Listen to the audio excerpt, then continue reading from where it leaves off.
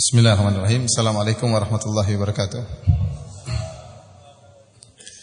Innal hamdalillah nahmaduhu wa nasta'inuhu wa nastaghfiruhu wa natubu ilayhi wa na'udzu billahi min shururi anfusina wa sayyiati a'malina. May yahdihillahu fala mudilla lahu wa may yudlil fala hadiyalah.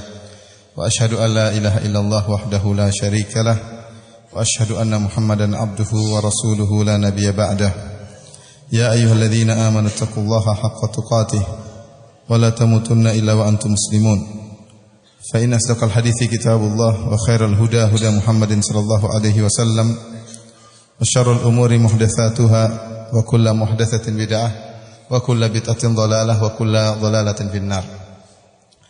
Para hadirin dan hadirat yang dirahmati oleh Allah Subhanahu wa taala, alhamdulillah pada kesempatan kali ini Allah Subhanahu wa taala kembali mempertemukan kita dalam rangka untuk mempelajari ayat-ayat Allah di rumah Allah, dan kita semoga termasuk dari orang-orang yang disebutkan oleh Nabi sallallahu alaihi wasallam, majtama'a qaumun fi baitin min buyutillah yatluna kitaballah wa yatadarasunahu bainahum illa nazalat alaihimus sakinah wa hafat bihimul malaikah wa ghasyiyat bihimur rahmah wa dzakarahumullahu fi man indah. Tidaklah satu kaum mereka berkumpul di salah satu rumah Allah kemudian mereka membaca ayat-ayat Allah, mempelajari isinya, kecuali Allah akan turunkan ketenangan dan mereka akan diliputi oleh rahmat Allah, dan mereka akan dikelilingi oleh para malaikat, serta Allah akan banggakan mereka di hadapan para malaikat. Para hadirin Allah Subhanahu wa taala, pada kesempatan kali ini kita akan membahas tentang kisah Nabi Lut alaihi salam. Kenapa saya mengangkat topik mengenai kisah Nabi Lut alaihi salam? Karena kita tahu kaum Nabi Lut diazab oleh Allah Subhanahu wa taala dengan azab yang sangat pedih dan sangat mengerikan, karena mereka melakukan suatu perbuatan yang sangat keji dan menjijikkan, yaitu praktek homoseksual. Dan permasalahan ini perlu kita angkat kembali ya, mengingat di zaman sekarang ini praktek homoseksual mulai ditrenkan kembali ya. Zaman jahiliyah diulangi lagi. Kalau seandainya yang menghalalkan praktek homoseksual adalah orang-orang kafir, maka wajarlah memang mereka adalah ikhwanus syayatin, teman-temannya syaitan. Dan sudah banyak negara-negara kafir yang melegalkan pernikahan sejenis. Saya lihat di salah satu kabar, yaitu ada sekitar 17 negara yang sudah menghalalkan pernikahan sejenis ya. Di antaranya Belanda sejak tahun 1996, kemudian Belgia tahun 2003, Spanyol tahun 2005, Kanada tahun 2005, Afrika Selatan tahun 2006, dan lain-lain sampai sekitar 17 negara ya. Dan memang orang-orang kafir, di antara azab yang Allah berikan kepada mereka, Allah tidak memberikan kepada mereka kebahagiaan. Kenapa mereka berpaling dari ayat-ayat Allah Subhanahu wa taala? Faman a'rada an dzikri fa inna lahu ma'isyatan dhanka. Barang siapa yang berpaling dari peringatanku, maka baginya ma'isyatan dhanka, kehidupan yang menyempitkan. Sehingga mereka tidak merasakan kebahagiaan bahkan dalam kehidupan rumah tangga. Mereka senantiasa berfantasi mencari-cari perkara yang bisa memuaskan syahwat mereka, namun mereka tidak pernah puas. Oleh karenanya mereka menciptakan praktek-praktek seksual yang aneh-aneh, yang mereka menyangka mereka mendapat kepuasan dalam praktek-praktek seksual yang aneh-aneh tersebut. Di antaranya dengan pernikahan sejenis, homoseksual, lesbi, atau dengan misalnya berhubungan dengan cara kekerasan, atau dengan cara-cara yang aneh-aneh dengan binatang dan yang lainnya ya. Kenapa? Karena Allah telah mengazab mereka tidak mendapatkan kebahagiaan. Kaum muslimin alhamdulillah yang tinggal di kampung-kampung, bahkan di ujung Lombok pun bahagia. Tidak perlu macam-macam seperti itu. Nikah sama istri, selesai, punya anak, bahagia alhamdulillah. Mereka orang-orang kafir ya, diazab oleh Allah Subhanahu wa taala. Sehingga mereka ya membuat cara-cara yang aneh-aneh, yang mereka tidak akan menemukan kebahagiaan dengan cara-cara tersebut ya. Aneh-aneh dengan binatang, dengan anak kecil, dengan aneh-aneh lah mereka hendak melakukan hal-hal yang diharamkan oleh Allah Subhanahu wa taala. Kalau seandainya orang kafir yang menghalalkan praktek homoseksual, maka ini wajar. Tetapi yang sangat menyedihkan dan mengerikan tatkala penghalalan praktek homoseksual disuarakan oleh sebagian kaum muslimin. Apalagi disuarakan oleh seorang yang mengakunya adalah profesor dalam bidang agama. Sebagaimana kita ketahui bersama, kemudian ada seorang wanita yang merupakan profesor dalam bidang agama kemudian menghalalkan praktek homoseksual. Ini perkara yang sangat mengerikan. Para ulama telah sepakat kalau ada seorang menghalalkan zina, ya. Zina berhubungan secara fitrah lelaki dengan wanita, hanya saja tidak sesuai dengan aturan syar'i. Tetapi lelaki dengan wanita berhubungan wajar, lelaki suka dengan wanita. Tetapi tatkala berhubungan tersebut tidak dilakukan dengan syariat Allah Subhanahu wa taala, tidak sesuai dengan prosedur yang telah ditetapkan oleh Allah Subhanahu wa taala, maka hukumnya haram. Dan barang siapa yang menghalalkan zina, ya, maka dia telah keluar dari Islam. Kenapa? Karena zina, haramnya zina perkara yang ma'ruf, semua orang tahu. Orang awam pun tahu zina itu haram. Orang Islam tahu. Meskipun orang awam tahu bahwasanya zina itu haram, berhubungan tanpa pernikahan itu haram. Adapun pezinanya, seorang yang berzina, dia tidak kafir selama dia tidak menghalalkan zina. Meskipun dia berzina 100 kali, meskipun dia pezina, profesinya sebagai pezina. Ya. Apa namanya pekerjaannya? PSK. Apa singkatannya? Apa? Pekerja seks komersial ya. Ya, itu. Meskipun pekerjaannya sebagai pezina. Selama dia meyakini itu tidak halal, maka dia tidak sampai derajat kafir. Meskipun dia diancam dengan adab yang pedih, di adab kubur maupun di akhirat. Ya, diadab dengan adab yang sangat pedih. Dan banyak pezina yang tahu perbuatannya haram, dia tahu. Dan banyak pezina yang mengharapkan kehidupan yang bahagia, ingin hidup normal sebagaimana wanita-wanita yang lain. Dia tahu hukumnya haram dan dia tidak kafir. Ada orang yang tidak berzina, berumah tangga biasa dengan punya suami, punya anak-anak, namun dia menghalalkan zina, maka dia kafir. Kenapa? Dia menghalalkan perkara yang maklum minad din, ya, bid-darurah. Dia menghalalkan suatu perkara yang dalam agama sudah sangat jelas hukumnya haram, semua orang tahu secara darurat, semua orang tahu hukumnya haram, kemudian dia berani menghalalkan. Berarti dia berani merubah, ya, syariat Allah Subhanahu wa taala, maka orang ini bukan orang Islam. Maka bagaimana lagi dengan menghalalkan praktek homoseksual? Kalau zina yang ini adalah fitrah lelaki dengan wanita, hanya saja tidak ikut prosedur, ya, dihalalkan bisa mengeluarkan seorang dari Islam, bagaimana lagi kemudian menghalalkan perkara yang di luar fitrah manusia, lelaki berhubungan dengan lelaki. Bahkan di luar fitrah hewan. Antum pernah lihat hewan homo? Antum pernah lihat kambing main sama kambing laki-laki, jantan sama jantan, kemudian kambing betina dengan kambing betina, antum pernah lihat? Cara mainnya pun gimana kita nggak tahu. Kambing betina gimana? Tidak ada ya. Sampai sebagian ulama mengatakan tidak ada hewan homo. Ya, ini kalau saya baca dalam tafsir Al-Qurtubi, kecuali dua hewan, yaitu hewan khinzir dan himar. Wallahu a'lam bishawab. Ya. Katanya babi juga ada homonya. Coba ini butuh penelitian ya. Saya tidak berani menetapkan. Ini perkataan sebagian ulama. Wallahu a'lam bishawab, apakah babi juga homo ya? Allah alam bisawab, artinya ada yang homo ya. Tapi setahu saya hak babi kebanyakan tidak homo. Saya belum pernah lihat babi apa? Homo. Meskipun saya tinggal di Irian dan sering lihat babi ya. Namun saya tidak pernah tahu ada babi yang homo. Intinya, kita tidak mendapati hewan-hewan melakukan praktek ini. Kambing homo tidak ada, kuda homo tidak ada, bahkan monyet homo pun tidak ada. Kemudian datang seorang ya berusaha melegalkan praktek apa? Homoseksual dengan berbagai macam dalih yang insya Allah akan kita sebutkan di pengajian nanti, di akhir pengajian atau di tengah-tengah pengajian. Para hadirin rahmatillah subhanahu wa taala, oleh karenanya pada kesempatan bahagia ini kita perlu menyebutkan tentang kisah Nabi Lut alaihissalam di mana kaumnya diadab oleh Allah Subhanahu wa taala dikarenakan praktek perkara yang sangat keji, yang sangat menjijikkan, yaitu praktek homoseksual. Dan kisah Nabi Lut disebutkan oleh Allah dalam banyak surat. Surat Al-A'raf, kemudian surat Hud, kemudian surat Al-Hijr, ya, surat Al-Qamar, ya, surat Al-Anbiya, banyak sekali Allah menyebutkan mengulang-ulang kisah kaum Nabi Lut alaihissalam yang diazab oleh Allah Subhanahu wa taala. Yang ini menunjukkan perkara ini perkara yang penting sehingga Allah ulang-ulang dalam Al-Qur'an. Namun pada kesempatan yang bahagia ini kita akan membaca kisah Nabi Lut yang Allah sebutkan dalam surat Hud. Jadi barang siapa yang memiliki Al-Quran tolong dibuka surat Hud, yaitu surat yang 11 dari ayat 69 sampai ayat 83, ayat 69 sampai ayat ke-83. Tapi para hadirin rahmatillah subhanahu wa taala, kita bacakan ayat-ayat tersebut dan kita berusaha menyebutkan tafsiran yang para ulama sebutkan ya tentang ayat-ayat ini yang saya rangkum dari tafsir Al-Qurtubi, kemudian juga dari tafsir Ibnu Katsir dan juga dari tafsir Sa'di rahimahumullahu jami'an. Baik, Allah Subhanahu wa taala berfirman dalam surat Hud ayat ke-69, "Wa laqad ja'at rusuluna Ibrahim bil busyra qalu salaman qala salam fama labitha an ja'a bi ijlin hanif." Sungguh telah datang para rasul kami kepada Nabi Ibrahim dengan bawa kabar gembira.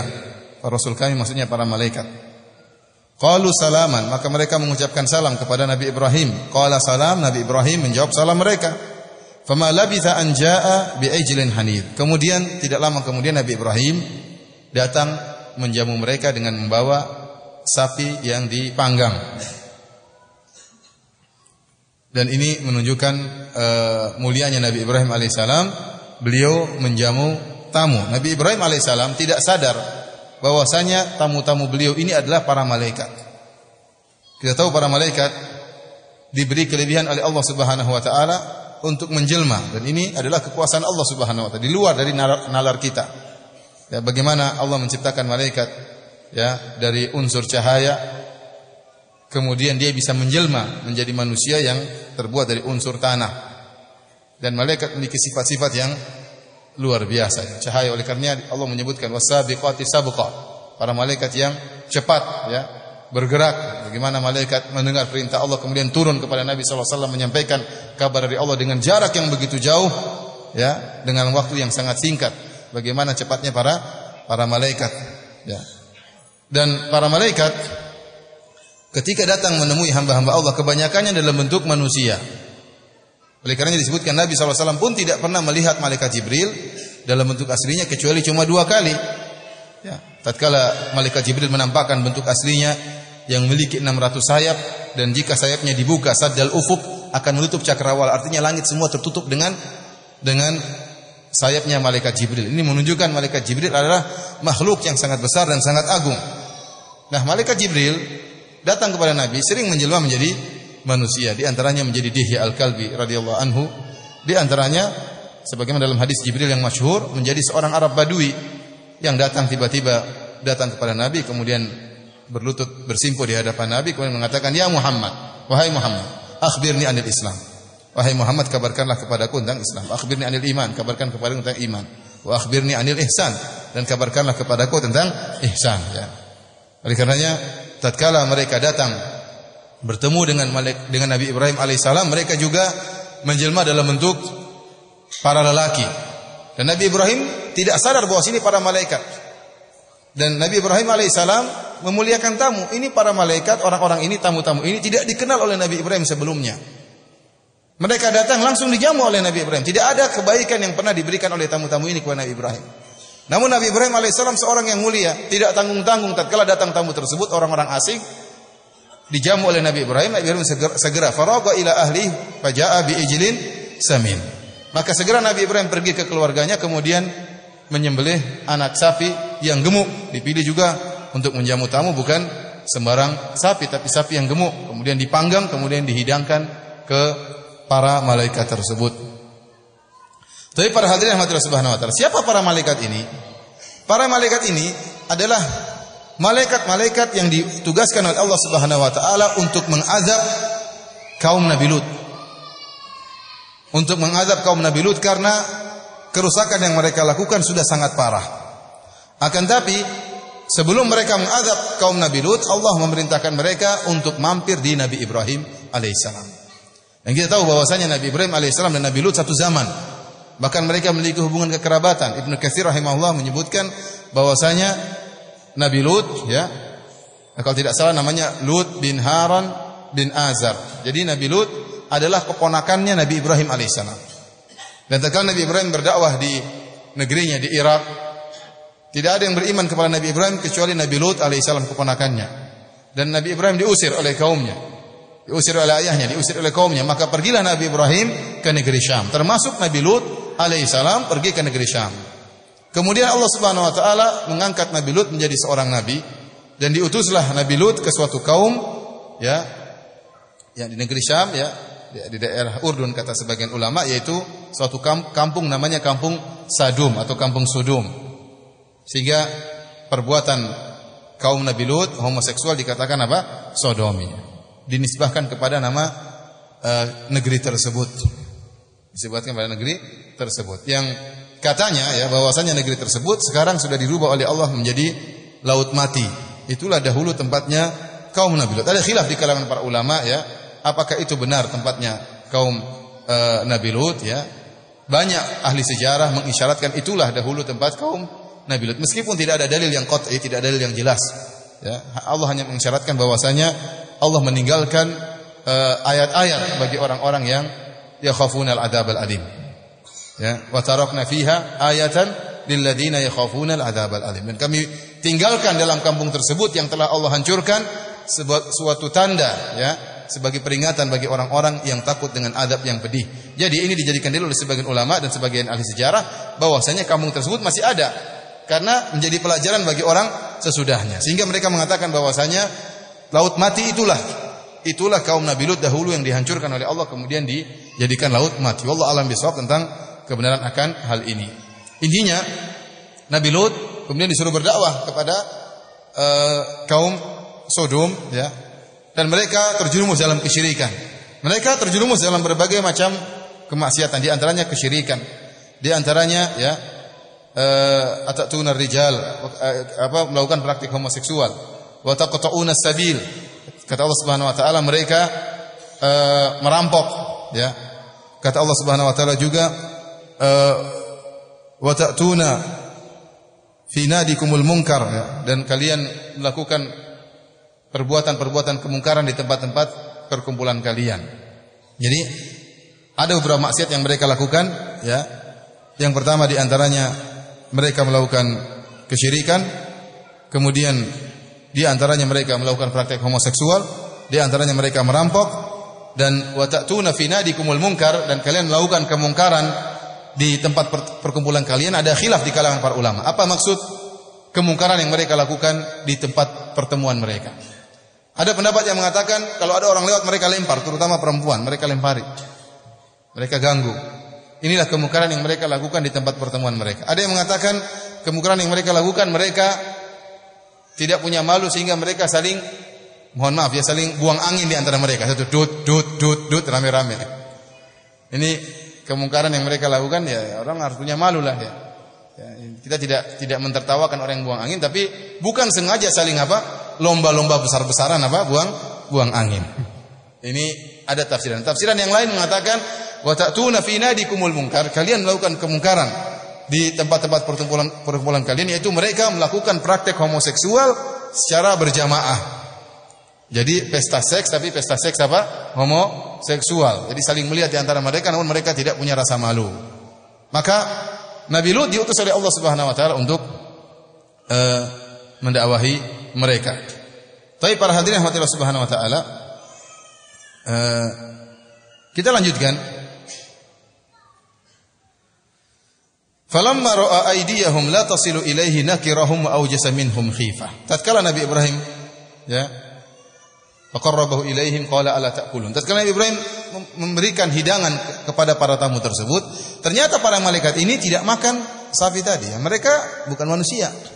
Tubuh manusia, jelmaan dalam bentuk manusia, ada laki-laki yang tampan, tapi mereka bukan manusia. Sehingga mereka tidak makan sapi yang dihidangkan oleh Nabi Ibrahim alaihissalam. Tatkala Nabi Ibrahim melihat tangan-tangan mereka tidak menyentuh makanan yang dihidangkan, nakirahum, maka Nabi Ibrahim merasa aneh. Wa aujasa minhum khifah, dia pun ketakutan. Ada apa ini? Siapa mereka ini? Nabi Ibrahim berkata, "Ala ta'kulun? Kenapa kalian tidak makan?" Timbul ketakutan dalam hati Nabi Ibrahim. Ini aneh. Tamu-tamu datang, manusia-manusia dihidangkan makanan, kok tidak dimakan? Tatkala para malaikat melihat Nabi Ibrahim ketakutan, maka mereka menjelaskan hakikat mereka. Qalu la takhaf, inna ursilna ila qaumi Lut.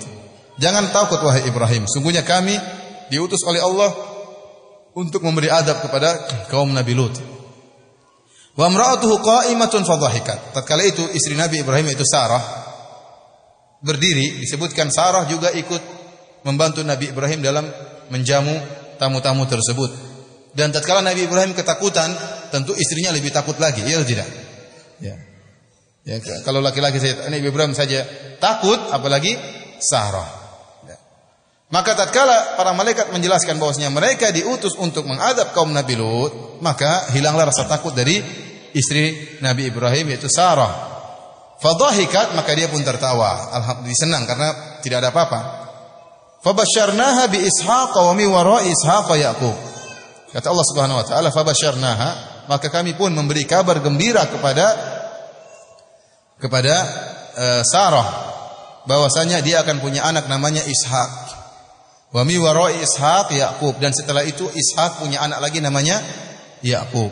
Dan ini dijadikan dalil oleh Ibnu Katsir rahimahullah membantah pendapat sebagian salaf yang berpendapat bahwasanya sebagaimana pendapatnya Ahlul Kitab bahwasanya az-zabih, anak yang hendak disembelih oleh Nabi Ibrahim alaihissalam adalah Ishak, bukan Ismail. Orang-orang Yahudi dan Nasrani mereka meyakini bahwasanya putra yang hendak disembelih oleh Nabi Ibrahim bukanlah Ismail tapi siapa?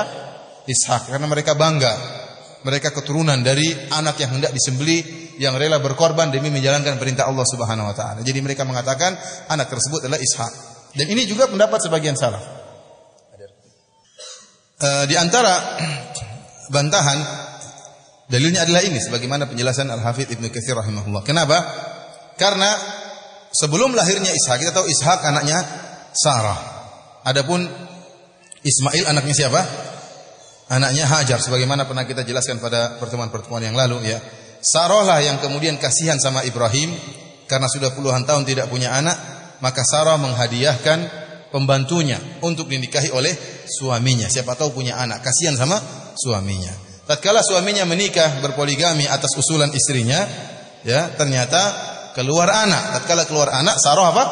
Cemburu. Demikianlah para wanita. Terkadang dia mengusulkan suaminya suruh poligami, begitu suaminya poligami dia stres. Wajar, itu apa?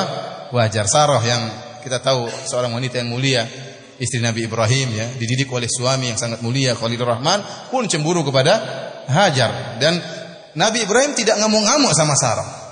Paham? Nabi Ibrahim ngamuk-ngamuk sama Sarah enggak? Enggak, ini wajar perempuan cemburu sama perempuan yang lain. Para hadirin rahmatillah subhanahu wa taala, ya. Di antara dalil yang menunjukkan bahwasanya az-zabih yang disembelih, yang mau disembelih adalah Ismail adalah ayat ini, karena sebelum lahirnya Ishak, setelah lahirnya Ismail, sebelum lahirnya Ishak, para malaikat datang dan Allah mengatakan fabasyarnaha bi Ishaq wa min wara Ishaq Yaqub. Kami berikan kabar gembira kepada Sarah bahwasanya dia punya anak namanya Ishak dan Ishak akan punya anak namanya Yaqub. Berarti Ishak ini akan punya anak. Namanya siapa? Yaqub. Nah, kalau seandainya ternyata yang ditugaskan oleh Allah untuk disembelih oleh Nabi Ibrahim ternyata Ishak, maka tugas tersebut tidak ada nilainya. Misalnya setelah Ishak lahir, kemudian Allah mengatakan, wahai Ibrahim, sembelihlah Ishak. Kata Ibrahim alaihissalam, tidak jadi masalah, saya akan tahu Ishak akan hidup dan akan punya anak, ya Allah, tidak jadi masalah. Jadi tidak ada tantangan di situ, tidak ada ujian. Paham? Karena Nabi Ibrahim sudah dikabarkan sebelumnya Ishak ini bakalan hidup dan bakalan nikah dan bakalan punya anak, namanya siapa? Yaqub. Kalau gitu buat apa disuruh sembelih? Dan kabar Allah tidak mungkin bertentangan. Berbeda dengan Ismail. Tatkala yang disuruh sembelih Ismail, ya, maka inilah tantangan bagi Nabi Ibrahim alaihissalam. Baik. Kita lanjutkan. Qalat ya wailata a'alidu wa ana ajuzu wa hadha ba'li syaikha. Tatkala diberi kabar gembira, maka istrinya heran, Sarah. Dia mengatakan, ya, aduhai, apakah saya bisa punya anak sementara saya sudah sangat tua dan suami saya juga sudah sangat tua. Inna hadza la syai'un ajib. Ini adalah perkara yang sangat menakjubkan. Maka kata para malaikat, qalu ata'jabina min amrillah. Apa kalian heran dengan perkara Allah? Rahmatullahi wa barakatuh alaikum ahlal bait. Sungguhnya rahmat Allah dan keberkahan Allah turun kepada kalian wahai keluarga Ibrahim.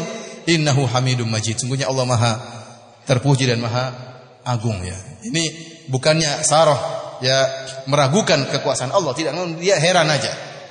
Kita tidak katakan jangankan Sarah heran. Nabi Zakaria saja heran. Nabi Zakaria bukankah dia berdoa, idznada rabbahu nidaan khafiyya, ya, kemudian minta agar diberikan apa? Anak. tatkala Allah mengabarkan kau akan punya anak, maka dia heran. Padahal sebelumnya dia yakin Allah bisa menganugerahkan kepada dia anak. Kata para ulama, kapan Nabi Zakaria minta anak? Tatkala melihat keanehan terjadi pada Maryam. Kullama dakhala alaihi Zakaria, ya, al-mihrab wajada indaha rizqa. Setiap bertemu dengan Maryam dapati ada rizki Allah berikan. Qala ya Maryam anna laki hadha? Qalat huwa min indillah. Dari mana kau dapat rezeki ini? Kata Maryam, dari Allah Subhanahu wa taala. Dan yang menakjubkan rezeki tersebut kata para ahli tafsir, ya, Allah datangkan di musim dingin makanan yang tidak terdapat kecuali di musim panas. Allah datangkan buah-buah yang tidak tumbuh kecuali di musim dingin, Allah hadirkan di musim panas. Tatkala melihat hal yang menakjubkan ini, maka timbullah gerakan hati dari Nabi Zakaria. Dia sudah lama nikah, sudah tua, tidak punya anak. Dia yakin Allah bisa mendatangkan akibat tanpa sebab. Allah bisa mendatangkan akibat tanpa sebab. Maryam di mihrab aja enggak kemana-mana. Ternyata bisa rezeki datang meskipun dia tidak mencari rezeki. Ya, artinya dia seorang wanita tidak dituntut untuk mencari rezeki. Allah datangkan rezeki dan rezekinya pun aneh. Rezekinya pun aneh. Makanan yang tidak ada di musim panas dihidangkan tatkala musim dingin. Dari situ kata Allah, hunalika da'a Zakaria rabbah. Qala rabbi habli min ladunka dzurriyyatan thayyibah. Tatkala itu Nabi Zakaria pun berdoa, ya Allah anugerahkanlah kepadaku anak yang baik darimu. Kemudian Allah mengabarkan bahwasanya kau akan punya anak. Dia mengatakan, anna yakunu li gulamun wa kanat imraati aqiran wa qad balagtu minal kibari itiya. Ya Allah, bagaimana saya bisa punya anak sementara istri saya sudah tua, saya pun sudah tua. Istri saya mandul, saya sudah tua. Loh, tadi kamu yang minta kan? Paham? Maksud saya Nabi Zakaria tadi yang minta. Setelah Allah bilang dia yakin Allah akan mengabulkan. Begitu Allah kabulkan dia heran, kok bisa ya Allah? Jadi kenapa? Memang ya inilah apanya, Allah mampu melakukan apa saja. Maka sebagaimana Nabi Zakaria pun heran, Sarah pun heran, itu wajar. Maka dia mengatakan, wa ana ajuzun alidu wa ana ajuzun hadza ba'li syaikh. Apakah saya bisa melahirkan? Saya sudah tua sementara suami saya juga sudah tua. Kemudian kata Allah Subhanahu wa taala, jadi subhanallah, malaikat berikan kabar gembira kepada Nabi Ibrahim, ya, akan punya anak, ya. Baru kemudian malaikat pergi ke kaum Nabi Lut. Falamma dhahaba an Ibrahim ar-ra'u wa ja'atuhu al-busyra yujadiluna fi qaumi Lut. Kata Allah, tatkala telah hilang dari Ibrahim ketakutan, bahwasanya mereka bukan siapa-siapa, mereka ini malaikat, tidak perlu takut. Wa ja'atuhu al-busyra, dan telah datang kabar gembira bahwasanya dia akan punya anak setelah puluhan tahun nikah, sekarang punya anak, ya. Dan bahkan akan punya cucu. Apa yang dilakukan oleh Nabi Ibrahim alaihissalam? Yujadiluna fi qaumi Lut. Nabi Ibrahim berdialog dengan kami dalam masalah kaum Nabi Lut. Kata Ibnu Katsir rahimahullah, Nabi Ibrahim mengatakan para malaikat, tunda, jangan dulu azab kaum Nabi Lut. Ya, jangan dulu azab mereka. Sungguhnya mereka mudah-mudahan dapat hidayah setelah ini. Jadi ini kata Allah Subhanahu wa taala. Kenapa? Karena Nabi Ibrahim memang sifatnya luar biasa. Kata Allah, inna Ibrahim la halimun awwahum munib. Nabi Ibrahim adalah seorang yang halim, seorang yang penyantun, yang sangat baik. Tatkala Allah mengabarkan bahwasanya Allah akan azab kaum Nabi Lut, Nabi Ibrahim mengatakan jangan dulu. Sabar, jangan dulu. Siapa tahu mereka dapat hidayah. Siapa tahu mereka mendapat petunjuk. Ya. Maka malaikat menegur, ya Ibrahimu a'rid an hadza. Wahai Ibrahim, berpalinglah engkau dari urusan ini, jangan kau singgung-singgung lagi kaum Nabi Lut. Innahu qad jaa'a amru rabbik. Sungguh telah datang keputusan Rabbmu. Wa innahum atihim adzabun ghairu mardud. Dan akan datang kepada mereka azab yang tidak bisa tertolak lagi. Ya. Kenapa? Para ulama menyebutkan ini belakangan, ya. Jadi Nabi Lut berdakwah dengan waktu yang cukup lama, menasihati mereka, namun mereka tidak mau mendengar. Bahkan mereka ingin mengusir Nabi Lut, sebagaimana Allah sebutkan dalam Al-Qur'an, "Fama kana jawaba qaumihi illa an qalu akhriju ala lutin min qaryatikum innahum unasu yatatahharun." Dan tidak ada jawaban yang diberikan oleh kaum Nabi Lut kepada Nabi Lut kecuali mereka berkata, "Usirlah Lut dan keluarganya dari kampung kalian. Sungguhnya mereka adalah orang-orang yang sok suci." Dan ini semakin perkuat bahwasanya fitrah mereka sudah berubah, sudah terbolak-balik. Mereka tahu mereka berbuat najis, mereka tahu. Dan mereka tahu Nabi Lut menyerukan suatu kesucian, lelaki dengan wanita, ya, berhubungan lewat kubul. Sekarang mereka tahu apa praktek yang mereka lakukan, lelaki dengan lelaki, lewat dubur ada najisnya. Mereka tahu, sehingga mereka mengatakan Nabi Lut dan keluarganya unasun yatatahharun, orang-orang yang sok suci. Maka kata para ulama, ini menunjukkan fitrah mereka rusak. Bagaimana mereka mengusir Nabi Lut dengan dalil bahwasanya Nabi Lut baik. Ada orang, keluar orang ini, kenapa orang ini baik, tidak pernah mencuri, keluarin dia. Apa orang seperti itu? Kita bilang usir orang ini karena dia pencuri, usir orang ini karena dia pezina, usir orang ini karena dia orang yang menjijikkan, baru diusir. Sekarang kebalikan, mereka mengatakan usir kaum Nabi Lut karena mereka orang-orang suci. Jadi itulah ya, Allah mengatakan wa zayyana lahum syaitanu a'malahum. Syaitan menghias amal perbuatan mereka. Perbuatan mereka yang menjijikkan seakan-akan indah, perbuatan yang suci, nikah yang normal dianggap tidak baik. Bahkan dijadikan alasan untuk mengusir kaum Nabi Lut. Mengusir apa? Keluarga Nabi Lut alaihissalam. Kemudian dalam ayat yang lain mereka mengatakan, "Fama kana jawab qaumihi illa an qalu i'tina bi adzabillahi in kunta minas shadiqin." Kata mereka, "Wahai Lut, datangkan azab Allah kalau kau memang benar." Jadi mereka nantang, sudah mau mengusir Nabi Lut, mereka juga nantang, "Datangkan azab Allah jika kau benar-benar utusan Allah Subhanahu wa taala." Tatkala itu, maka Nabi Lut alaihissalam berdoa kepada Allah, "Qala rabbin surni alal qaumil mufsidin." Ya Allah, tolonglah aku atas orang-orang yang melakukan kerusakan. Jadi mereka ini praktisi homoseksual disifati oleh Allah dengan sifat-sifat yang buruk. Di antaranya dikatakan al-mufsidin, orang-orang membuat kerusakan. Dikatakan juga oleh Allah Subhanahu wa taala al-mujrimin, orang-orang pelaku dosa. Dikatakan juga oleh Allah Subhanahu wa taala al-musrifin, orang-orang yang berlebihan. Dikatakan oleh Allah juga al-zalimin, orang-orang yang berbuat zalim. Allah memberikan sifat-sifat yang buruk kepada kaum Nabi Lut karena kejinya perbuatan mereka. Kejinya perbuatan mereka. Perbuatan mereka menjijikkan. Bagaimana lelaki mendatangi apa? Lelaki. Oleh karenanya Ibnu Katsir menyebutkan suatu riwayat dari Al-Walid bin Abdul Malik. Al-Walid bin Abdul Malik, ya, dia berkata, "Laula anna Allah azza wa jalla qassa alaina khabara qaumi Lutin ma dhanantu anna dzakaran ya'lu dzakaran." Kata Al-Walid bin Abdul Malik rahimahumullah, kalau seandainya Allah tidak mengkisahkan kisah kaum Nabi Lut, maka tidak terbetik dalam hati kami tidak akan menyangka ada lelaki berhubungan dengan lelaki. Tetapi Allah sebutkan, berarti ada. Berarti pernah terjadi. Oleh karenanya praktek homoseksual pertama kali terjadi adalah di kaum Nabi Lut. Allah mengatakan, "Wa Lutan idz qala liqaumi atatuna al-fahishata ma sabaqakum biha min ahadin minal alamin." Dan Lut tatkala berkata kepada kaumnya, "Apakah kalian melakukan perbuatan keji al-fahisha, sejenis dengan zina? Ma sabaqakum biha min ahadin minal alamin." Allah tidak mengatakan ma sabaqakum biha ahadun, tapi Allah mengatakan min ahadin, dan ini menunjukkan penekanan. Tidak seorang pun sebelum kalian pernah melakukan hal ini, tidak ada. Jadi yang pertama kali melakukan praktik homoseksual adalah kaum Nabi Lut. Ya, ini perkara yang sangat aneh, laki-laki dengan apa? Laki-laki. Terus kemudian dikatakan halal. Seandainya perbuatan ini halal, maka akan ada fikih baru ya. Fikih nikah lelaki dengan lelaki. Nazarnya gimana? Nazar laki-laki. Mungkin jenggotnya disingkap gini. Laki-laki nazar, laki-laki apa ini nazar? Ya, subhanallah.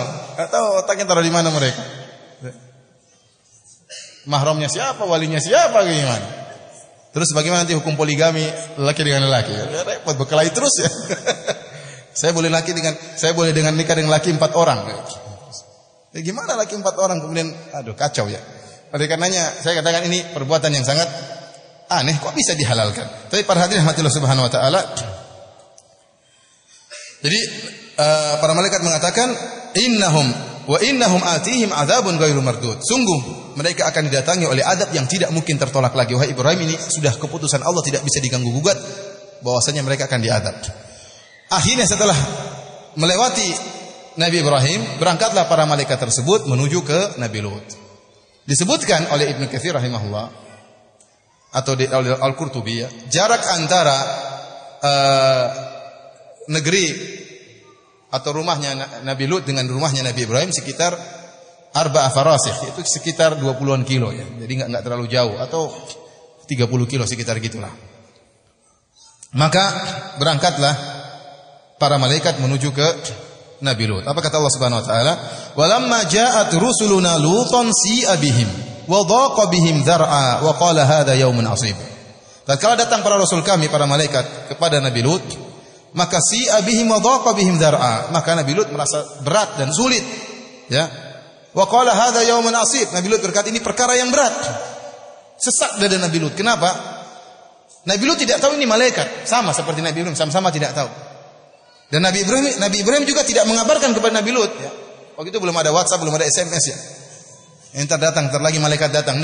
Tidak tahu. Maka sebagaimana Nabi Ibrahim pamannya tidak tahu itu para malaikat, itu adalah para malaikat, Nabi Lut pun tidak tahu bahwasanya itu para malaikat. Sehingga waktu para malaikat tersebut datang dalam bentuk manusia yang tampan, Nabi Lut ketakutan. Kenapa? Bahaya ini, orang-orang ini tampan-tampan datang ke sini. Sementara kampungnya seluruhnya apa? Homoseksual. Dan disebut oleh para ahli tafsir seluruhnya homoseksual. Tidak ada yang tidak homoseksual, seluruhnya. Makanya Allah mengatakan fa akhrajna man kana fiha minal muslimin. Fama wajidna fiha minal mu'minin. Fama wajidna fiha ghairu baiti minal muslimin. Tidak kami dapati dalam kampung tersebut kecuali satu rumah yang Islam. Seluruhnya semua apa? Praktisi homoseksual. Nah, sekarang datang orang-orang tampan, subhanallah. Jadi Allah ingin mengazab mereka dengan mendatangkan malaikat-malaikat yang menjelma sebagai laki-laki yang tampan. Dan para ulama menyebutkan mereka sangat tampan mereka tidak wajar. Jadi para malaikat yang datang ini tampannya tidak wajar. Ya. Antum tahu kisah Nabi Yusuf alaihissalam waktu para wanita melihat Nabi Yusuf kemudian mereka potong-potong tangan-tangan mereka mengatakan ma hadza basyara in hadza illa malakun karim. Ini bukan manusia, ini malaikat. Artinya menunjukkan malaikat itu identifikasikan dengan ketampanan. Kalau menjelma jadi manusia tampan, dan benar para ulama menyebutkan mereka datang dalam kondisi yang tampan. Jadi Allah Subhanahu wa taala seakan-akan ingin mengazab mereka tatkala mereka sedang di puncak-puncak syahwat mereka menggebu-gebu. Ya, ada orang seperti itu diazab oleh Allah tatkala mereka di puncak kezaliman, ada. Seperti Firaun, kapan diazab? Firaun pertama kali mengaku sebagai Tuhan masih ada tawadhu sedikit. Dia mengatakan apa? Ya. Dia mengatakan ma alimtu lakum ila gimana ayatnya? Dalam ayat dia mengatakan alaisa li mulku misra wa hadhil anharu tajri min tahti afala tubsirun. Jadi dia mengatakan bukankah saya adalah raja Mesir ini seluruh milik saya, bukankah sungai-sungai mengalir di bawahku? Kata para ulama, pertama kali dia mengaku sebagai Tuhan apa? Mesir. Jadi bukan Tuhan Lombok, Tuhan Jawa, Tuhan Indonesia, enggak, Tuhan Mesir dulu. Setelah 40 tahun kemudian baru ngaku sebagai Tuhan yang paling top. Ana rabbukumul a'la. Aku adalah Tuhan yang paling tinggi. Kalau ada Tuhan Indonesia, ada Tuhan Amerika, maka saya yang paling tinggi, Tuhan Mesir. Sehingga Allah mengatakan fa akhadhahu Allahu nakalal akhirati wal ula. Maka Allah mengazab Firaun dengan azab yang terakhir dan azab yang pertama. Dia melakukan dua jenis maksiat, ngaku sebagai Tuhan Mesir dan ngaku sebagai Tuhan yang paling top, ada dua azab Allah berikan. Jadi orang semakin banyak melakukan maksiat, azabnya juga semakin banyak di neraka. Sebagaimana Firaun. Dan kapan dibinasakan oleh Allah? Tatkala di puncak-puncak kesombongan. Tatkala dia merasa sebagai Tuhan yang paling top, baru Allah binasakan dia. Nah, mereka ini juga wallahu a'lam bishawab. Allah mengutus malaikat-malaikat yang sangat tampan sehingga mereka di puncak-puncak syahwat. Ada santapan lezat di rumahnya siapa? Nabi Lut. Mereka berdatang rame-rame. Di situ Allah mengazab mereka. Allah tidak mengutus para lelaki yang wajahnya biasa-biasa saja, tidak. Allah mengutus malaikat yang menjelma menjadi laki-laki yang sangat tampan. Yang inilah menjadikan Nabi Lut sesak dadanya. Wah, gimana ini? Bahaya ini. Apalagi istri Nabi Lut berkhianat. Allah menyebutkan apa? Wa daraballahu mathalal ladzina kafaru imra'ata Nuhin wa imra'ata Lut. Kanata tahta abdaini min ibadina salihain. Fa khanatahuma falam yughni anhuma minallahi syai'a wa qila dukhulan nar ma'ad dakhilin. Allah buat perumpamaan tentang orang kafir, tentang istri Nabi Nuh dan istri Nabi Lut. Mereka berdua adalah istri-istri dua hamba yang soleh. Fa khanatahuma, dan mereka berdua berkhianat kepada suami mereka berdua. Falam yughni anhuma minallahi syai'a. Suami mereka berdua tidak bisa menolong dua istrinya ini. Meskipun dua ini nabi, tidak bisa menolong dua istrinya. Kata Allah, udkhala wa qila dukhulan nar ma'ad dakhilin, masuklah kalian berdua dalam neraka jahanam. Di antara pengkhianatan istri Nabi Lut, dia mengabarkan kepada kaumnya bahwasanya telah datang santapan-santapan lezat di rumah saya. Ada laki-laki yang sangat tampan. Maka Nabi Lut ketakutan tatkala itu, ya karena dia khawatir tamu-tamunya diganggu. Dan benar, kata Allah Subhanahu wa taala, wa ja'ahu qaumuhu yuhra'una ilaihi. Maka datanglah kaumnya yuhra'un ilaihi. Yuhra'un disebutkan oleh para ulama ahli tafsir artinya bersegera, bergegas. Dan tidak disebutkan kecuali orang yang datang segera dalam kondisi ketakutan atau gemetar atau ada suatu hasad. Jadi datang dalam kondisi syahwatnya apa? Menggebu-gebu. Jadi begitu dikabarkan ada laki-laki ganteng ya, sudah apa? Sudah syahwatnya sudah muncak sampai sini. Jadi bersegera menuju kemana? Ke rumah Nabi Lut. Yuhra'una ilaihi. Bersegera menuju sana. Kenapa? Ada santapan lezat. Dalam ayat yang lain, wajah ahlul madinati yastabshirun. Datang satu kampung seluruhnya datang kepada Nabi Lut. Seluruhnya homo. Yastabshirun, bergembira. Kenapa? Ada santapan lezat di rumah Nabi Lut. Ini yang mereka nanti. Ada laki-laki yang tampan. Wa min qablu kanu ya'maluna sayyi'at. Dan mereka sebelumnya telah melakukan maksiat. Di antaranya praktek homoseksual, di antaranya mereka merampok ya, di antaranya mereka berbuat kesyirikan. Maka datanglah mereka semua ke rumah Nabi Lut. Disebutkan oleh para ahli tafsir, Nabi Lut berdiri di depan pintu menghalangi mereka. Jangan, kata Nabi Lut. Qala ya qaumi haula'i banati hunna atharu lakum. Kata Nabi Lut, wahai kaumku, ini putri-putriku. Kalau kalian ingin berhubunganlah dengan yang wajar, menikahlah dengan putri-putriku. Berhubungan dengan kubul bukan dengan dubur. Silakan. Dalam ayat yang lain kata Nabi Lut, haula'i banati in kuntum fa'ilin. Kalau kalian benar-benar ingin berhubungan dengan putri-putriku. Ada yang mengatakan maksudnya putri-putriku di sini adalah para wanita yang wajar, karena seluruh seorang nabi seperti seorang ayah. Jadi maksudnya banati artinya para wanita yang ada di kampung tersebut. Jangan dengan para lelaki. Mereka enggak mau. Kata Nabi Lut, fattaqullaha wa la tukhzuni fi dhaifi. Takutlah kalian kepada Allah. Jangan kalian permalukan aku, menghinakan aku di depan kamu tamuku. Jadi dalil kedua Nabi Lut, kalau kalian memang ya tidak mau mendengarku, tidak mau menikah dengan para wanita, hormatilah aku, ini tamu-tamuku, jangan ganggu. Jangan kalian permalukan aku. Ini tamu-tamuku, jangan ganggu. Jadi Nabi Lut mengatakan demikian. Wala tukhzuni fi dhaifi. Jangan kalian permalukan aku di hadapan tamu-tamuku. Alaysa minkum rajulur rasyid. Bukankah di antara kalian ada orang yang cerdas yang mau mendengar nasihat? Apa jawaban kaum Nabi Lut? Mereka sudah mabuk kepayang, sudah lihat laki-laki tampan. Ya. Allah sebutkan dalam ayat yang lain dalam surat Al-Hijr, la amruka innahum la fi sakratihim ya'mahun. Demi umurmu wahai Muhammad, sungguhnya kaum Nabi Lut la fi sakratihim ya'mahun, dalam kemabukan dan dalam kebutaan. Benar-benar sudah apa? Sudah syahwatnya sudah sampai di ubun-ubun. Jadi mereka tidak peduli nasihat Nabi Lut. Mereka mengatakan, qalu laqad alimta ma lana fi banatika min haqq wa innaka la ta'lamu ma nurid. Wahai Lut, kau sudah tahu kami tidak hasrat dengan anak-anak putri-putrimu. Wa innaka la ta'lamu ma nurid, dan kau sungguh-sungguh sudah tahu apa yang kami kehendaki. Kau sudah tahu wahai Lut, kami tidak butuh dengan kubul. Yang kami inginkan adalah dubur. Ini perkataan siapa? Kaum Nabi Lut. Antum bayangkan bagaimana posisi Nabi Lut yang setengah mati. Ada tamu-tamunya tampan, datang para homo lagi demonstrasi. Cepat. Kira-kira gimana? Walau kekar-kekar semua kemudian demonstrasi, minta laki-laki ya gimana? Nabi Lut berusaha melawan tapi tidak bisa.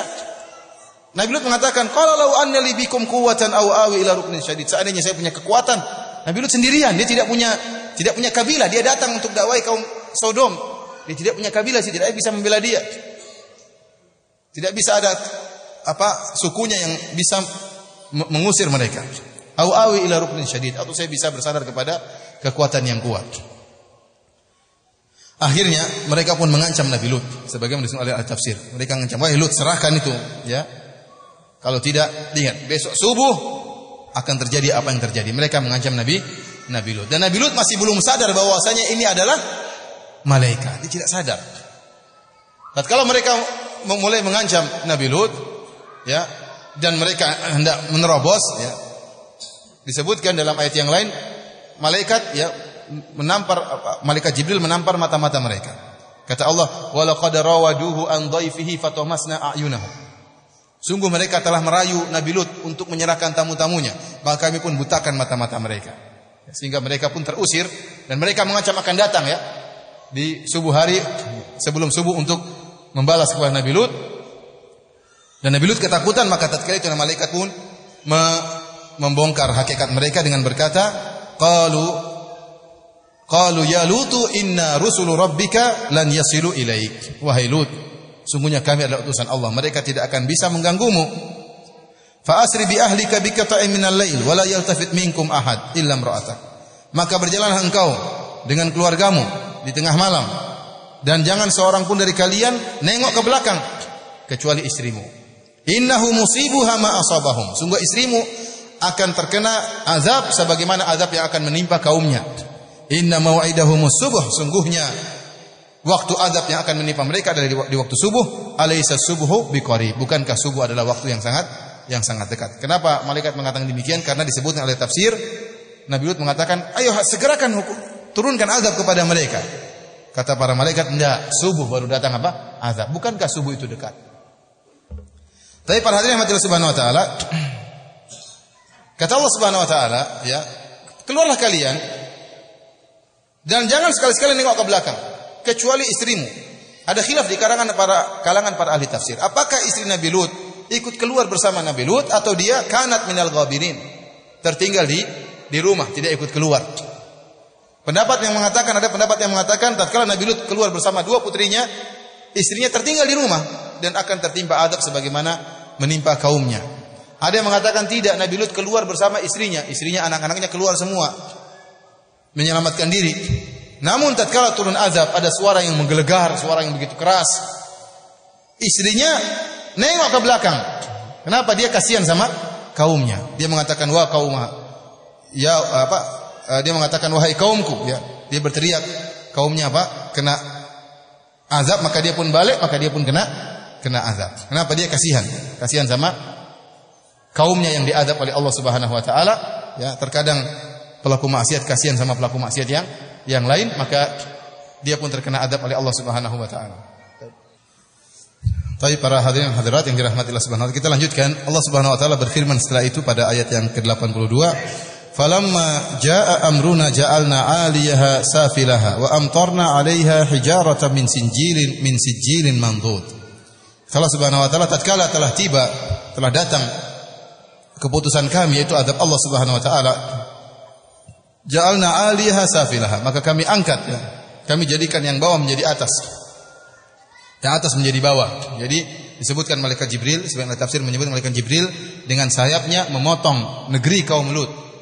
Kemudian diangkat ke langit sampai di atas, kemudian dijatuhkan ke bawah. Tatkala dijatuhkan ke bawah, jadi ada suara rajfah, ada suara halilintar yang begitu kuat, suara guntur yang begitu kuat. Kemudian mereka diangkat, kemudian mereka dijatuhkan, kemudian dihujani dengan hujan batu yang min sijilin mandud, yaitu batu yang keras dan batu yang panas serta batu yang bertubi-tubi datang kemudian menyerang mereka. Kata Allah, musawwamatan 'inda rabbik, yang telah diberi tanda oleh Rabbmu. Sebagian ahli tafsir mengatakan apa yang dimaksud dengan musawwamatan, diberi tanda batu-batu tersebut. Kata mereka bahwasanya batu-batu tersebut telah ditugaskan oleh Allah. Ini batu-batu khusus untuk melempari si fulan dari kaum Nabi Lut.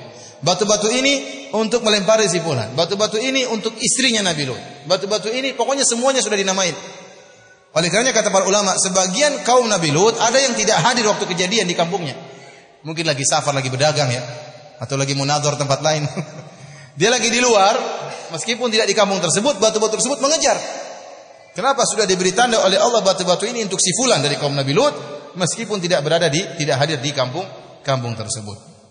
Kemudian kata Allah Subhanahu wa taala, "Wa ma hiya minadh dhalimin biba'id." Dan azab seperti ini tidaklah jauh dari orang-orang melakukan kezaliman, yaitu melakukan perbuatan homoseksual. Ini ayat dijadikan dalil oleh Imam Malik bahwasanya kalau begitu Allah mengatakan azab seperti ini tidaklah jauh dari orang yang melakukan praktik homoseksual, berarti orang yang melakukan praktik homoseksual diazab dengan cara seperti ini.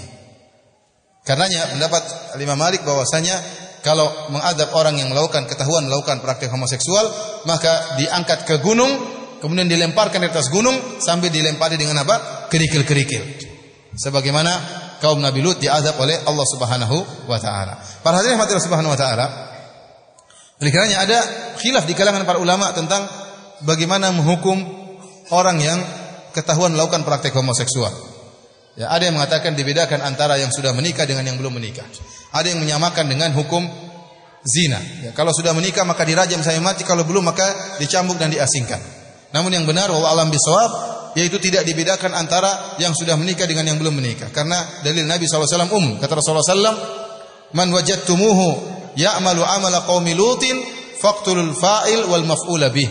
Barang siapa yang kalian mendapati melakukan perbuatan kaum Nabi Lut, praktik homoseksual, maka bunuhlah yang menyodomi dan yang disodomi. Jika dua-duanya ridha. Ya, dua-duanya harus dibunuh. Kalau diperkosa ya enggak. Yang perkosa aja yang dibunuh ya. Saya kemarin dengar berita ada para lelaki memperkosa seorang lelaki. Jadi 6 lelaki perkosa seorang. Kacau. Lelaki perkosa lelaki. Terjadian ya. Kenapa sudah ya fitrah mereka sudah berubah, sudah dirusak oleh syaitan. Ini pendapat. Jadi dilemparkan di atas dari gunung dilemparkan. Ada pendapat yang mengatakan dicari tempat tertinggi. Kemudian dilempar dari tempat tertinggi tersebut, kemudian dihujani dengan hujan batu. Misalnya seorang melakukan praktek homoseksual di Mataram, cari tempat paling tinggi di Mataram di mana? Sembalun. Yang paling tinggi di mana di Mataram? Di gedung apa? Iya, di Gunung Renjani. Kalau di gedung apa paling tinggi sini? Kalau Jakarta Tugu Monas. Lempar dari Tugu Monas. Ini pendapat. Bahkan diriwayatkan dari sebagian sahabat dan tabi'in dibakar orang yang melakukan praktek homoseksual. Intinya Allah alam bisawab, pendapat yang kuat bahwasanya orang seperti ini hukumannya dibunuh karena dia lebih keji daripada zina. Dia lebih keji daripada zina. Tapi para hadirin rahmatillah subhanahu wa taala, inilah yang bisa kita sampaikan tentang kisah kaum Nabi Lut yang menyedihkan. Sekarang praktek homoseksual mulai didengung-dengungkan kembali. Bahkan seakan-akan menjadi tren di kalangan anak muda. Jadi kalau orang homoseksual biasa aja, biasa ini apa ini lagi ngetren di Amerika, lagi ngetren di sana, lagi ngetren di mana lagi ngetren. Enggak apa-apa ini, bukan perkara yang menjijikkan. Maka tugas kita sebagai orang tua ya, kita harus jelaskan kepada anak-anak kita, pada masyarakat juga bahwasanya ini perbuatan menjijikkan. Ini penyakit kelainan yang berbahaya yang mendatangkan azab Allah Subhanahu wa taala. Yang mendatangkan azab Allah Subhanahu wa taala, ya. Adapun orang-orang yang menghalalkan praktek homoseksual, maka mereka berdalil dengan dalil-dalil yang aneh-aneh, yang tidak masuk akal. Sebenarnya bukan dalil ya, tapi ya begitulah, mereka tidak punya argumen sama sekali. Di antaranya sebagian mereka mengatakan, ini orang Indonesia, saya berbicara orang Indonesia. Dia mengatakan bahwasanya ya homoseksual itu pemberian dari Allah Subhanahu wa taala. Tidak bisa ditolak, orang suka laki-laki suka perempuan dari Allah. Laki-laki suka laki-laki juga dari Allah. Bagaimana mau dilarang? Kita bilang tidak benar ya. Kaum Nabi Lut asalnya pun tidak homoseksual. Iya atau tidak? Antum tahu dari mana mereka awalnya tidak homoseksual? Apakah mereka dilahirkan langsung homoseksual? Dilahirkan langsung homo? Tidak. Tahu dari mana? Hah? Kenapa? Ya karena mereka beranak pinak. Ya anak-anaknya dari mana kalau dari awal lahir langsung homo? Enggak sah syarat untuk nikah. Ya, mereka dahulu punya istri, mereka juga beranak pinak, mereka punya anak-anak. Kemudian datang syaitan merusak ya fitrah mereka, jadilah mereka kemudian praktisi homoseksual. Jadi praktik homoseksual itu kelainan yang menjijikkan. Bukan dikatakan sejak awal Allah sudah ciptakan dia seperti itu. Kalau begitu caranya nanti semuanya halal. Tapi kalau ada orang suka sama kambing misalnya, dia bilang, kan dari Allah saya suka sama kambing. Ya udah kambing. Dari mana ya? Ada orang suka sama hewan, kelainan. Tapi apakah dikatakan itu juga dari Allah Subhanahu wa taala? Ada orang suka perkosa anak kecil, terus mau diapain? Mau bilang, saya sukanya sama anak kecil. Saya sukanya memperkosa anak kecil sambil saya pukulin. Terus dikatakan Allah buat saya seperti ini. Itu kelainan kamu. Sebagaimana ini kelainan, homoseksual juga apa? Kelainan. Kalau ceritanya setiap orang yang suka kemudian tidak boleh dilarang, ya nanti aneh-aneh seperti itu. Oleh karena saya katakan ini dalil yang aneh, namun diucapkan oleh sebagian dosen di salah satu universitas terkenal di Jakarta. Aneh seperti itu. Ada lagi dalil yang disebutkan oleh sebagian mereka orang liberal yang disebarkan di Twitter. Kata mereka, kalau memang homoseksual diharamkan oleh Allah Subhanahu wa taala, kenapa Allah tidak turunkan azab? Ya akhi, azab tidak mesti di dunia. Bahkan kebanyakan azab di mana? Di akhirat. Kalau ini dalilnya bahwasanya setiap maksiat harus turunkan azab, maka banyak sekali maksiat yang halal. Banyak pezina-pezina itu yang tidak diturunkan azab. Berarti apakah zina itu halal? Banyak koruptor-koruptor yang tidak diturunkan azab. Apakah korupsi itu halal? Banyak para pembunuh, banyak para perampok yang merampok-merampok, tidak diturunkan azab kepada mereka. Apakah itu halal? Kamu yang ngomong gitu, coba sini, kalau saya potong kepalamu, kemudian tidak turun azab kepada saya, berarti kepalamu halal untuk dipotong. Ya akhi, dari mana seperti ini? Dalil seperti ini, dalil aneh. Mereka ucapkan seperti ini. Jadi mereka kalau seandainya setiap orang maksiat turun azab, semua orang beriman, tidak ada ujian dari Allah Subhanahu wa taala. Paham? Kalau setiap orang melakukan maksiat turun azab. Siapa yang berani maksiat? Semua beriman. Pengajian full sampai sana.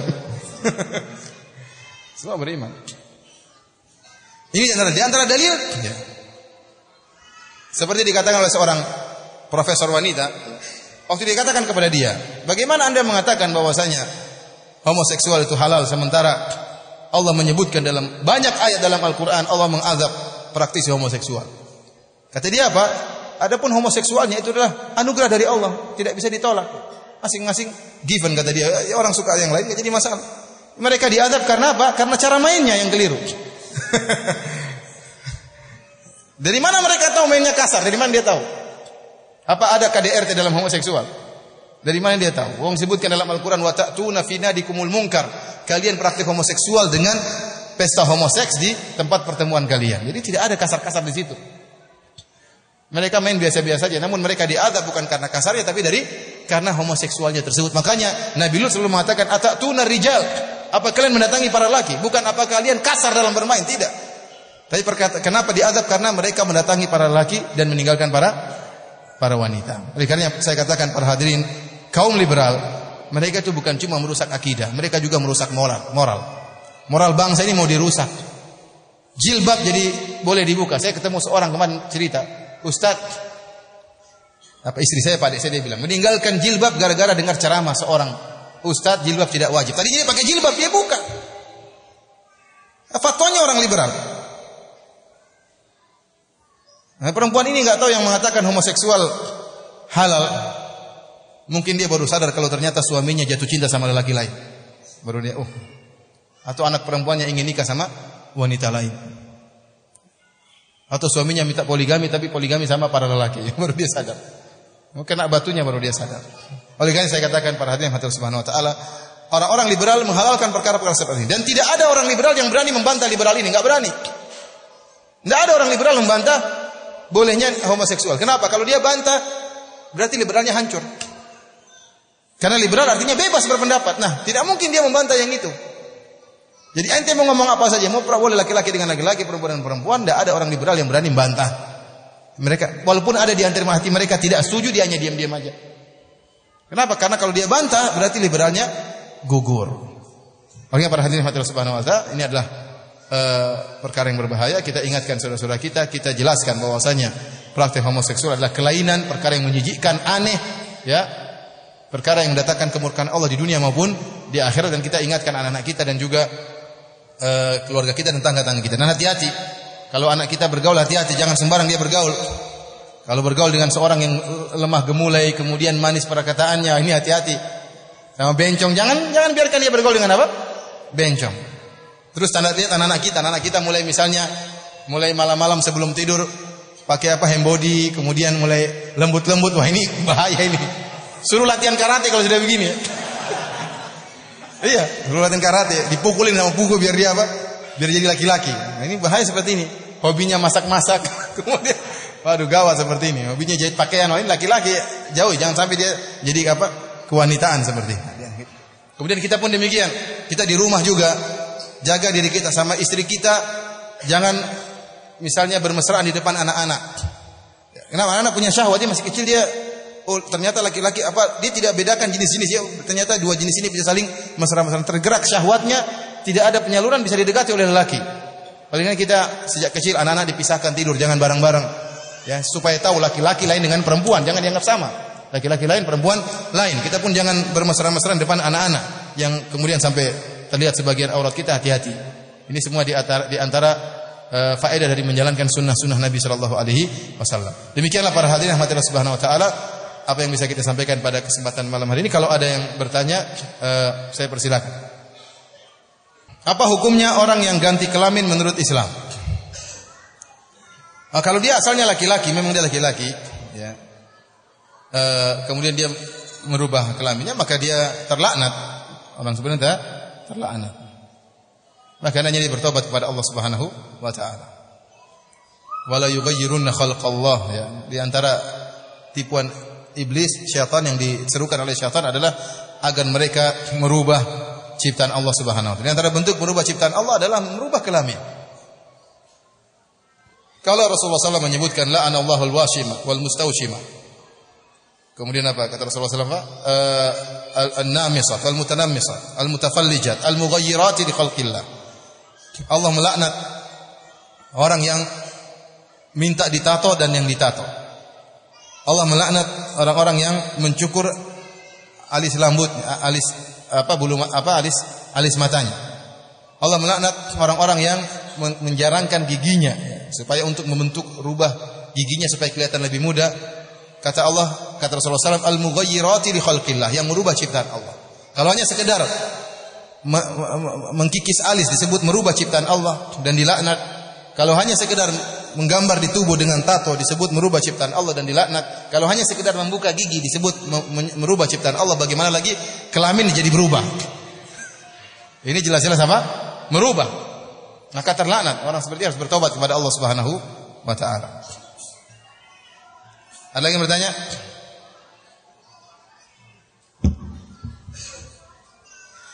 Ustaz, kalau ada yang merasa dirinya ada kelainan, suka sama jenis, bagaimana mengobatinya? Dia harus yakin bahwasanya dia mengalami kelainan dan dia harus berusaha memperbaiki dirinya. Jadi ini ujian dari Allah Subhanahu wa taala. Ujian dari Allah Subhanahu wa taala. Sebagaimana contoh gampangannya. Seorang laki dijadikan dia jatuh cinta sama istri orang. Misalnya, dia sangat tidak bisa melupakan istri orang, mungkin bekas pacarnya atau gimana. Tidak boleh dia berhubungan dengan perempuan tersebut. Haram hukumnya meskipun dia sangat hasrat kepada wanita tersebut. Maka dia harus lawan. Dia harus lawan sampai dia meninggal dunia. Tidak boleh terjerumus dalam zina meskipun dia suka istri orang tersebut. Kan tidak halal bagi dia. Istri itu punya suami. Maka demikian juga laki yang kemudian fitrahnya berubah, entah mungkin pernah disodomi, entah mungkin melihat film-film yang membuat dia bergairah sama lelaki, pasti aslinya dia tidak demikian. Ada perkara-perkara yang menyebabkan fitrahnya berubah. Maka dia harus lawan. Di antaranya, ya, dia menikah dan dia melawan syahwatnya, menikah dan dia tumpahkan syahwatnya pada istrinya. Enak tidak enak harus dia kerjain. Dan dia latih. Sebagaimana dia bisa jadi homo karena terlatih, ya atau tidak? Orang terkadang disodomi dia tidak suka, lama-lama dia jadi suka. Maka dia latih diri dia untuk menyukai apa? Wanita. Dia harus lawan. Harus lawan hal ini. Karena ini adalah ujian dari Allah Subhanahu wa taala dan banyak beristighfar kepada Allah Subhanahu wa taala. Walaupun dia pasrah dengan syahwatnya, ya, maka tidak boleh. Hukumnya haram. Kemudian tadi mungkin latihan karate, latihan tinju mungkin untuk merubah apa? Menonjolkan kejantanannya. Ada lagi yang bertanya? Ada lagi yang lain? Ada yang kalau tidak ada sampai sini saja ya. Sampai sini kajian kita insyaallah besok di mana besok Lombok Timur ya? Besok subuh ada di Al Hidayah dan insyaallah besok di Lombok Timur saya ingin menyampaikan risalah Ibnu Taimiyah yang tentang 20 sebab kenapa kita harus memaafkan. Risalah yang sangat indah yang saya rasa setiap kita berusaha untuk membaca tulisan Ibnu Taimiyah tersebut. Insyaallah kita sampaikan besok di Lombok Timur. Wallahu a'lam bishawab. Subhanallahi bihamdik asyhadu an la ilaha illa anta astaghfiruka wa atubu ilaik. Assalamualaikum warahmatullahi wabarakatuh.